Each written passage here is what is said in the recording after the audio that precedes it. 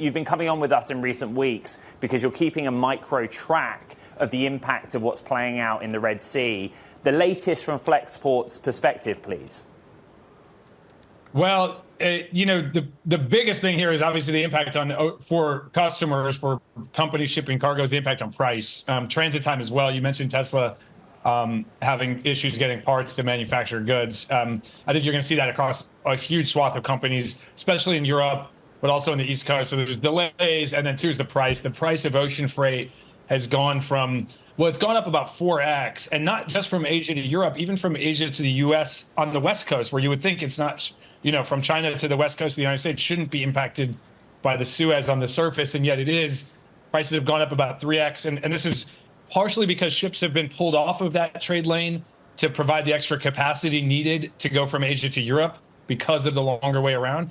It's also because all of these trades depend on the same asset, which is containers. And if there's not enough containers, then you're going to have to pay more for the ones that there are. And so you got a supply and demand dynamic that's driving up the costs of everything. We have a great visual tool here at Bloomberg to kind of track the movement of those containers through the ships. We talked about Tesla as the example at the top of this show, Ryan, but in simple terms, the parts and components they need to feed the assembly lines are not getting through. So they've halted production.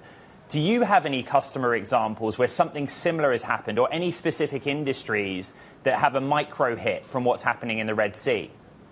Well, it's across the board, and anything that's manufacturing related where you're really depending on these inbound parts to then run an assembly line is going to be hit by that. And then the other big thing you see is manufacturing that's done in ports that are no longer getting the same service level. So a really good example of this is we have a company that makes apparel in Jordan. And Jordan's port, of course, is on the Red Sea at Aqaba. And the carriers that would often stop there on the way through the Suez are not going through there at all. And Jordan has lost most of the ocean capacity that was serving. And so this customer, we're scrambling on their behalf, starting to find alternate routes, whether that's air freight or some of it's going to get trucked over to Dubai and put on a ship there. So all kinds of this kind of thing happening at a very granular level, because of course, every ship that gets rerouted has 10,000 containers, and each of those has a journey of its own that needs to get replanned and find a new destination, a new sailing. Ryan, of course, you're on the very cutting edge of how technology is the solve, the solution, the transparency to this. But I ask you a more macro picture question of ultimately, is inflation going to be driven up more longer term? We've seen the supply chain snarl happen before. From your experience, is this already going to be filtering in? Yeah, it all is just a question of how long this lasts. But absolutely we have to, if it lasts for any period of time, more than a quarter or two is what I would guess is that. I don't think companies want to just immediately change the price of the things they sell. They kind of set these things on a longer term horizon. But if you believe that this is going to last for a few months or a few quarters, you only have two choices. You either pass the price through to your customer or you make less money. And I think people know, what most businesses will do. If they have the pricing power, they're going to raise the prices to customers. And it can be quite significant, as we saw during the supply chain congestion of years past. In that time, we estimated it was 3 or 4% of inflation for goods shipped by ocean containers, which is most consumer goods. Ryan, what is being stress tested in your technology right now? You came on a few weeks ago and was really interesting about the fact that a lot of these ships, for example, having to turn off their satellites because they don't want to be intercepted by the Houthi rebels when they are indeed still traversing through the Red Sea. Ultimately, what are you currently using? What new adoption of technology are you trying to build for these sorts of scenarios? Yeah, well, so we've had to go through and, our technology tracks the ships by satellite. And like you said, a lot of these carriers have turned off transponders as they get close to make it harder for anybody who's trying to attack them to identify them.